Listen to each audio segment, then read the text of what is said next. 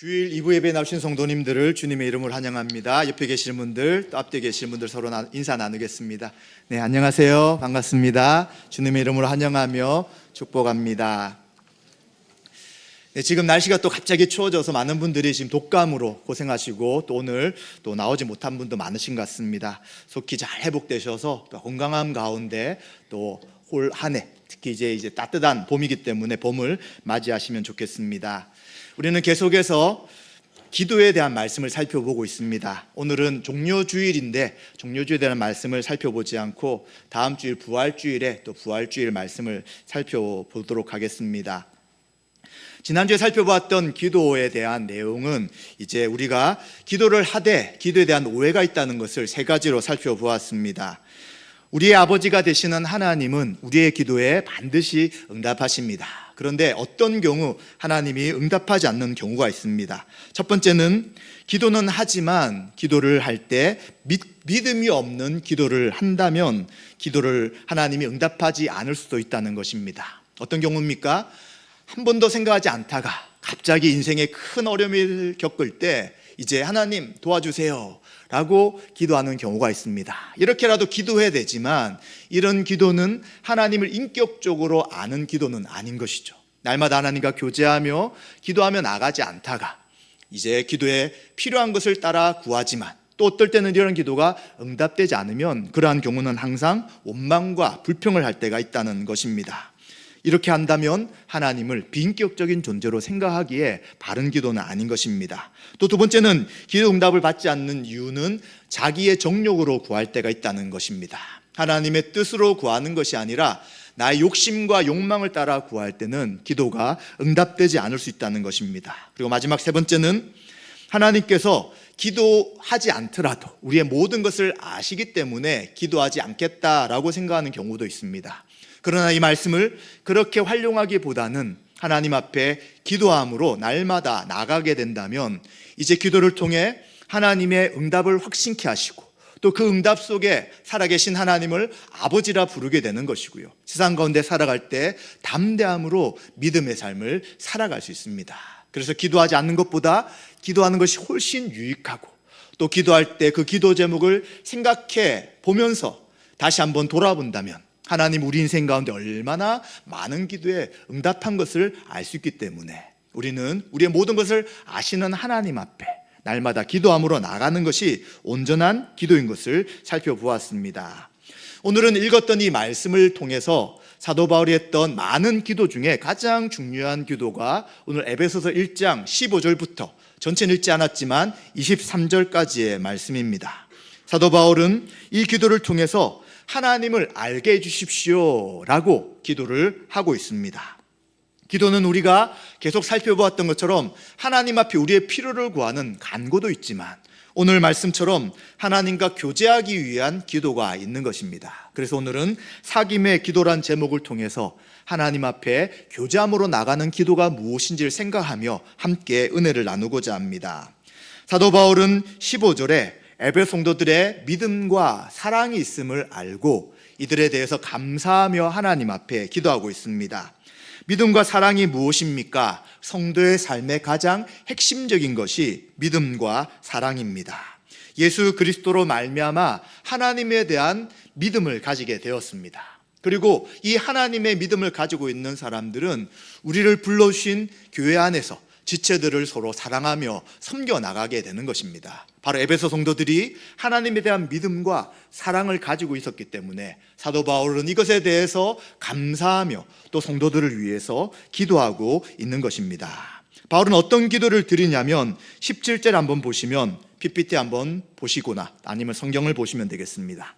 17절에 우리 주 예수 그리스도의 하나님 영광의 아버지께서 지혜와 계시의 영을 너희에게 주사 하나님을 알게 하시고 라고 말씀하고 있습니다. 하나님, 에베소 교회 성도들이 믿음과 사랑을 가진 것을 보니 하나님을 분명히 알고 있습니다. 하나님, 제가 계속해서 에베소 성도들을 위해서 기도하오니 저들로 하여금 하나님을 더 알게 하여 주옵소서 라고 바울이 지금 에베소 교회 성도들을 위해서 기도하고 있습니다. 우린 기도에 대해서 이야기할 때 크게 두 가지를 살펴볼 수 있습니다. 하나는 바로 간구입니다. 하나님의 나라와 의를 구하는 간구죠. 그래서 성도님들은 교회를 위해서 간구합니다. 또 교회로 하지 사역과 또 하나님께서 우리에게 맡기신 일들을 감당할 수 있도록 기도합니다. 또한 사랑하는 지체들과 자녀들을 위해, 가족들을 위해 우리는 기도합니다. 혹시 또 가족들과 자녀들 가운데 또 지인들 가운데 예수를 믿지 않는 사람들이 있다면 이들이 속히 주님을 믿고 회심할 수 있도록, 구원의 은혜가 있을 수 있도록 기도하는 것이죠. 이 모든 것은 다 하나님의 나라와 의를 구하는 기도라고 할 수 있습니다. 또한 이 기도 가운데서는 일용할 양식을 날마다 구하는 기도도 포함되어 있습니다. 기본적으로 우리가 이렇게 기도한다는 것은 하나님 우리의 창조주시고 하나님 우리의 날마다 필요를 채우신다는 것을 알고 하는 기도이기에 이 기도 또한 올바른 기도이며 바른 간구라고 할 수 있습니다. 이 모든 것이 다 하나님의 나라와 의를 구하는 기도인 것이죠.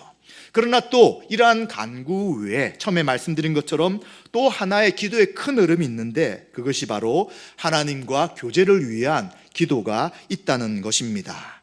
하나님과 교제를 위해서 하나님을 더 알고 하나님과 대화하며 또 하나님의 은혜 가운데 살아가기를 위해 기도하는 것입니다.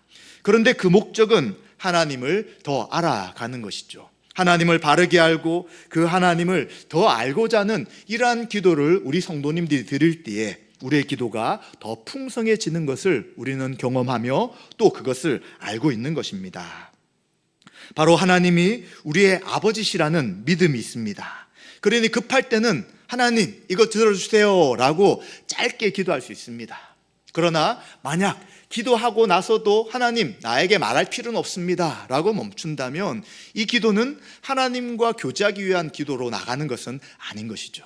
그렇기 때문에 우리는 우리의 이야기를 하나님 앞에 하지만 하나님 우리에게 하시고자 하는 뜻이 무엇인지, 하나님 우리에게 무엇을 말씀하시고자 하는지를 듣고 기도 가운데 날마다 교제하며 나가야 될 것입니다. 그래서 이것을 우리는 깊은 기도다라고 말할 수 있는 것입니다. 모든 그리스도인들에게는 이처럼 기도 가운데 하나님을 더욱더 알아가며 하나님과 깊이 기도하고자 하는 기도에 대한 욕구가 분명히 있을 것입니다. 그래서 우리는 간구하는 기도도 하지만 또 기도하실 때 이런 기도도 함께 하시기를 바랍니다. 하나님을 더 알기를 원합니다. 오늘 마음의 눈을 열어주시고 성령님께서 함께하여 주셔서 하나님이 어떤 분이신지를 더 알기를 원합니다. 그리고 오늘 하나님이 나와 함께 하심을 알고 그 품 안에서 더 충만히 누림으로 하나님 안에서 즐거워하게 하여 주시옵소서라는 기도도 우리는 하나님 앞에 드리는 것이 필요하다는 것입니다. 이렇게 하나님 앞에 간구할 뿐만 아니라 교제하는 기도를 통해 우리 날마다 하나님 앞에 믿음으로 나아가며 그 하나님 주신 은혜로서 담대하게 하루하루 살아갈 수 있게 되는 것입니다. 그렇다면 우리는 하나님을 알려고 할 때 어떤 하나님을 또 어떻게 하나님을 더 알아갈 수 있을까요? 하나님을 알게 해주십시오 라고 기도한다면 어떻게 하나님을 더 알아갈 수 있을까에 대해 17절에 이렇게 말씀하고 있습니다. 17절에 보시면 우리 주 예수 그리스도 하나님 영광의 아버지께서 지혜와 계시의 영을 주셔서 지혜와 계시의 영을 주신다라고 이야기합니다. 하나님은 우리 주 예수 그리스도의 하나님이실 뿐만 아니라 영광을 받으실 하나님입니다. 영광은 하나님의 하나님 되심이 드러날 때 하나님의 영광이라고 이야기하듯이 하나님을 알아가고 하나님이 그리스도 안에서 영광 받으시기에 충분한 분이십니다. 그런데 이 하나님을 알기 위해서는 어떻게 해야 되느냐? 바로 성령 하나님께서 지혜와 계시를 우리에게 주셔야 되는 것입니다. 하나님의 말씀을 통한 하나님의 구원의 계획을 알 수 있는 그러한 지혜가 우리에게 있어야 하는 것이죠. 이 지혜를 계시를 통해 하나님 말씀을 통해 우리에게 알려주실 때 우리는 하나님을 바르게 알 수 있다는 것입니다. 그래서 에베소서 1장 13절과 14절에 보시면 하나님께서 성령님을 통해 하실 일을 말씀해 주고 있습니다. 바로 성령님을 보내셔서 인쳐 주십니다. 우리 성도 한 사람이 하나님의 백성이다라고 보장이 되어 주십니다. 그리고 우리를 자녀 삼아 주셔서 하나님 백성으로 우리를 구원해 주시고 그리고 성령님이 우리 안에 내주하시되 끝까지 계시고 떠나지 않으십니다. 그래서 보증이 되셔서 우리의 최종적 구원까지 우리를 이끌어 주신 역할을 하시는 분이 바로 성령님의 사역인 것이죠. 이 성령님은 성부와 성자를 통해 우리에게 보내주셨고 이제 예수를 믿는 우리에게 내주하셔서 우리와 영원히 함께 하시는 분입니다. 이 성령 하나님이 지혜와 계시를 통해서 우리에게 하나님을 알게 하신다라고 성경은 말씀해 주시는 것이죠. 그래서 성령 하나님의 역사하심은 그냥 갑자기 우리에게 무엇인가를 알게 하시는 방식이 아니라 바로 하나님의 말씀을 기록하게 하시고 또 기록된 하나님의 말씀을 읽게 하시고 듣게 하시고 그때 우리에게 깨달음과 지혜를 주셔서 하나님이 누구신지를 알게 하신다는 것입니다. 그래서 18절에 보시면 이러한 성령 하나님께서 우리에게 마음의 눈을 밝혀주십시오 라고 말씀하고 있는 것이죠. 마음의 눈이 밝혀져야만 하는 것입니다. 우리가 지금 눈이 있어서 모든 것들을 볼 수 있는 것처럼 우리 심령에, 우리 마음의 눈이 밝혀질 때 우리는 말씀을 통해 계시된 성부, 성자, 성령 하나님이 누구신지를 분명하게 알게 되고요. 그 하나님을 바르게 할 때 우리는 그 하나님과 깊은 교제로 나아갈 수 있다는 것입니다. 그렇기 때문에 성부 하나님은 어떤 일을 하셨습니까? 성부 하나님은 그리스도를 이 땅 가운데 보내셨습니다. 그리고 이 땅에서 하나님의 모든 구속의 사역을 가르치게 하시고 증거하게 하시며 죽은 자를 살리시며 귀신을 축출하시면서 하나님 나라가 임한 것을 보여주셨습니다.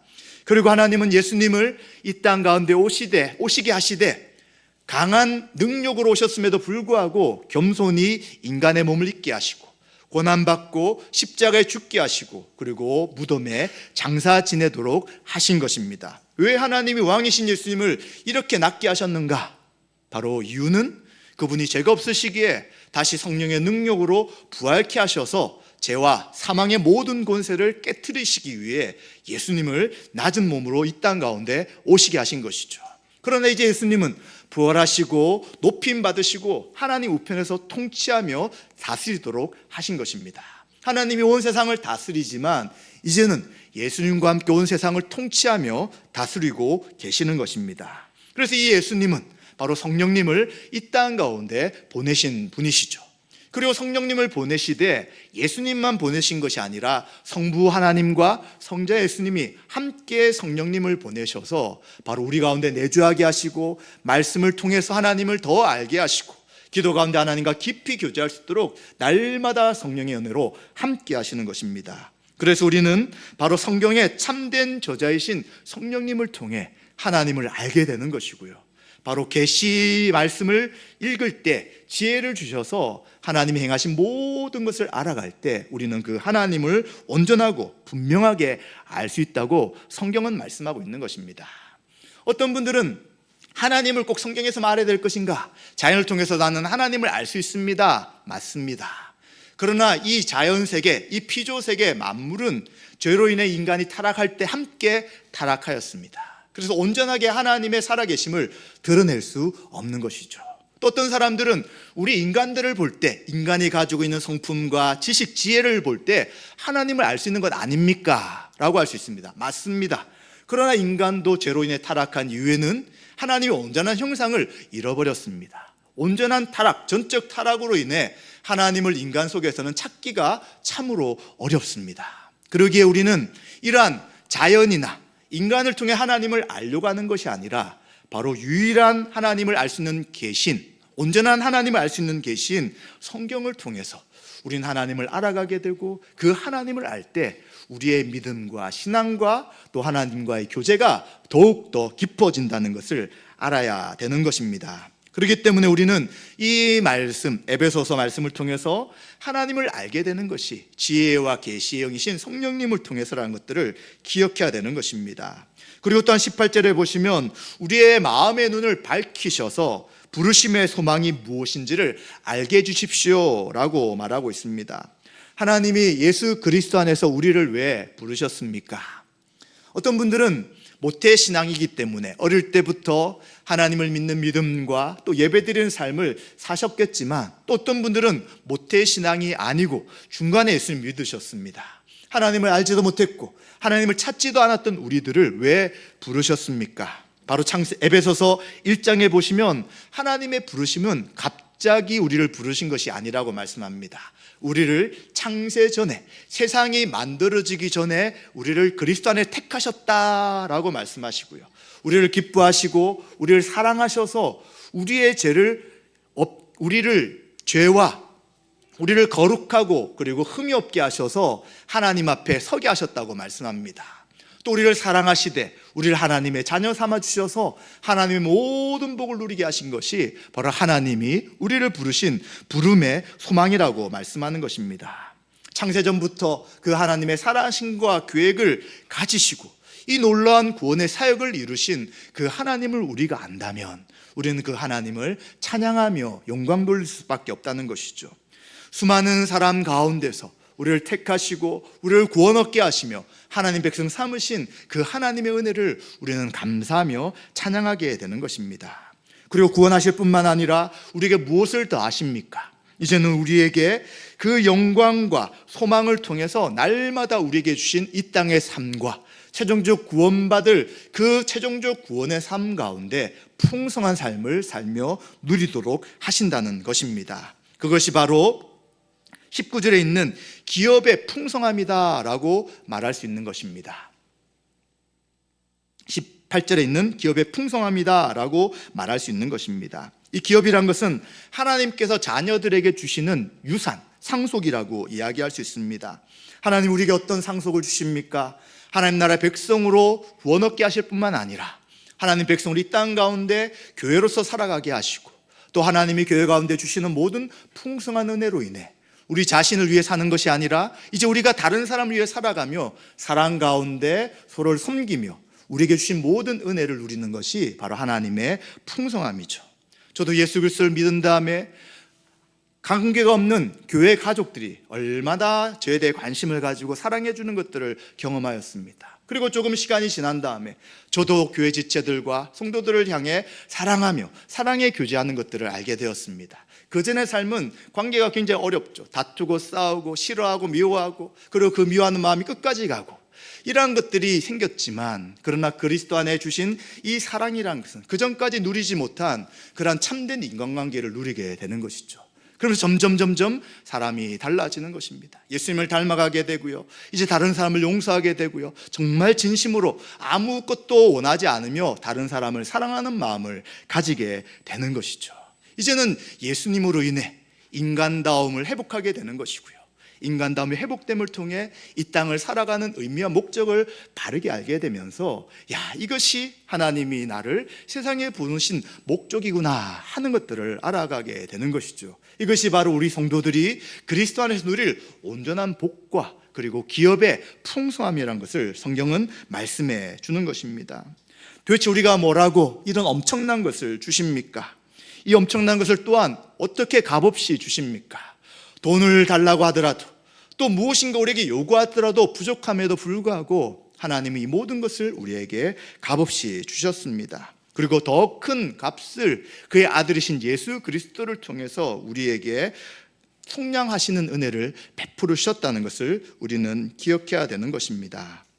그리고 이제는 19절에 있는 말씀처럼 이제 이 모든 것을 또 전능하신 능력으로 그리고 그의 큰 힘의 위력으로 어떻게 일들을 행하셨는지를 알기를 원한다라고 19절 이후에 말씀하고 있습니다. 이 말씀을 이유는 오늘은 살펴보지 않습니다. 간략하게 말씀드리면 그리스도를 살리시고 그리고 그리스도를 하나님 우편에 오르시고 세상을 통치케 하셨고요, 그리고 이제는 그 힘의 능력을 통해 만물의 머리로 그리스도를 삼으시고 또 교회의 머리로 그리스도를 삼으셔서 그 풍성한 은혜를 교회와 그리고 이후에 만물 가운데 드러내시는 것이 바로 하나님의 능력이다라고 말씀해 주고 있습니다. 그래서 우리는 이러한 모든 하나님에 대한 계획과 뜻과 하나님의 능력을 생각한다고 알 수 있는 것이 아니라 바로 하나님의 말씀을 통해서 알 수 있게 되는 것입니다. 그래서 우리는 어떻게 하나님을 알아갈 수 있다고요? 말씀에 기록된 하나님이 누구신지를 알 때 가능한 것이고요, 이 말씀을 읽을 때 지혜와 계시 영이신 성령님의 역사를 통해 우리는 그 풍성한 하나님의 은혜가 무엇인지를 분명하게 알게 되고요, 흔들리지 않게 된다는 것을 성경은 말씀해 주는 것입니다. 우리의 감정, 체험은 날마다 달라집니다. 며칠 전에는 하나님이 이런 분이신데, 나와 함께 하셨는데 라고 느끼다가 또 좀 시간이 지나면 하나님이 나와 함께 하지 않는 분이 아닌가 라고 생각할 수 있는 것처럼, 감정은, 우리의 경험은 굉장히 불완전한 것입니다. 그러나 절대 흔들리지 않고 절대 변함없는 기록된 하나님 말씀, 성경을 통해, 성령을 통해 계시하시는 이 하나님 말씀을 붙잡는다면 우리는 온전하신 하나님을 더 알아가게 되고 그 하나님과 깊은 교제의 자리로 나갈 수 있다는 것입니다. 그렇기 때문에 깊은 기도, 하나님과 교제하는 기도를 다른 말로 표현한다면, 성경을 보고 성경을 듣고 배울 때마다 말씀을 잘 깨닫고 이야기해 주십시오 라는 것이 바로 기도라고 할 수 있다는 것입니다. 성경을 볼 때마다 우리는 마음의 눈이 열어져야 됩니다. 말씀을 들을 때마다 그 말씀이 우리 마음에 새겨지고 그 말씀이 우리를 변화시켜서 말씀대로 행하도록 하는 그 은혜가 있어야 되는 것입니다. 그렇기 때문에 우리는 에베소 성도들이 가지고 있는 믿음과 사랑을 통해 그들이 온전한 성도임에도 불구하고 사도 바울이 왜 이들이 하나님을 알도록 기도했냐면, 이러한 기도가 하나님께 주시는 최고의 선물임을 알기 때문에 다른 것을 구하지 않고 기도했다는 것을 우리는 생각해 봐야 되는 것입니다. 그래서 우리는 구하는 기도 정말 중요합니다. 날마다 일용할 양식을 구하며 하나님의 뜻으로 모든 것을 구해야 합니다. 그러나 그것과 함께 또 끝까지 놓치지 않아야 될 것은 바로 기도를 통해 하나님과 깊은 교제의 관계로 나가는 것입니다. 무엇을 통해 교제를 할 수 있습니까? 성부, 성자, 성령 하나님을 바르게 하는 복음에 충만할 때 우리는 바른 기도를 통하여 하나님과 날마다 교제를 할 수 있다는 것입니다. 그렇기 때문에 우리가 말씀을 강조하는 것입니다. 말씀만 강조할 수 없고 말씀과 기도가 함께 강조되어야 되는 것이고요, 기도를 강조하되 말씀을 근거로 또 기도를 해야 되는 것이기에 이 말씀과 기도 두 가지는 신앙생활의 가장 기본적인 것일 뿐만 아니라 계속해서 훈련해야 되고 습관화시켜야 되고 그리고 계속 반복적으로 해야 될 것이 말씀과 기도 훈련이 되는 것입니다. 우리는 앞으로 계속해서 기도함을 통해 하나님을 더욱더 알아갈 것입니다. 그리고 하나님을 더 알기를 원하신 분들은 말씀을 듣고 배우기를 사모해야 될 것입니다. 그래야 할 때 하나님 우리에게 주신 그 풍성한 삼위일체 하나님이 어떤 분이신지를 알게 하실 뿐만 아니라 그 하나님을 통하여 날마다 기도로 교제함을 통해 우리가 그 하나님을 만나며 그 하나님과 함께하며 그 하나님 우리에게 주신 사명과 뜻을 감당하며 믿음의 삶을 살아갈 것입니다. 말씀 마무리하겠습니다. 우리는 사도 바울이 에베소 성도를 위해 기도하는 기도문을 살펴보았습니다. 여러 기도문 가운데 가장 중요한 기도 중에 하나였습니다. 많은 기도 제목이 우리에게 있지만 그러나 지혜와 계시의 성령님을 통해서 하나님을 더욱 알게 해달라고 우리는 기도해야 합니다. 성부, 성자, 성령, 삼위일체 하나님이 행하신 사역과 누구신지를 알도록 우리는 기도해야 합니다. 기도는 구하는 내용도 있지만 이처럼 하나님을 알아가기 위한 사귐의 기도도 있다는 것을 우리는 기억하시고, 이 사귐의 기도를 통해 가장 중요한 것은 바로 하나님 말씀을 통해 삼위일체 하나님 누구신지를 바르게 안다면 바른 믿음 가운데 기도를 할 수 있다는 것입니다. 사귐의 기도는 풍성한 복음의 충만한 은혜를 알면 알수록 더 깊이 기도하며 하나님 앞에 나아갈 수 있을 것입니다. 이번 한 주간은 이제 고난주간으로 하나님 앞에 드리는 시간입니다. 다른 여러 시간들이 있지만 특별히 새벽 기도를 통해서 월요일부터 금요일까지 하나님 앞에 기도하며 나가고자 합니다. 특히 하나님께서 예수님을 이 땅에 보내시되 예수님 왜 십자가에서 고난당하셨는지, 또 십자가에서 말씀하신 7개의 말씀이 도대체 무슨 말씀인지를 살펴보며 기도하고자 합니다. 5시 반에 일어나서, 또 5시 반에 일어나시기 위해서는 이미 더 그 전에 일어나야 되기 때문에 쉽지 않는 시간일 수 있습니다. 그러나 고난주간에 하나님 앞에 믿음으로 결단하시고 또 그 이후에 일과의 삶, 직장 생활과 가정 생활과 그리고 또한 학업을 감당하되 피곤치 않도록 기도하시면서 한 주간 특별 새벽기를 통해 하나님 앞에 기도하며 나가는 시간이 되시기를 소망합니다. 고난의 의미를 바르게 이해하시고 하나님 예수님을 보내신 의미를 바르게 알물 통하여 이번 특별 새벽기도를 통해 하나님과 깊이 교제할 수 있는 그러한 은혜의 시간이 되시기를 주님의 이름으로 축원드립니다.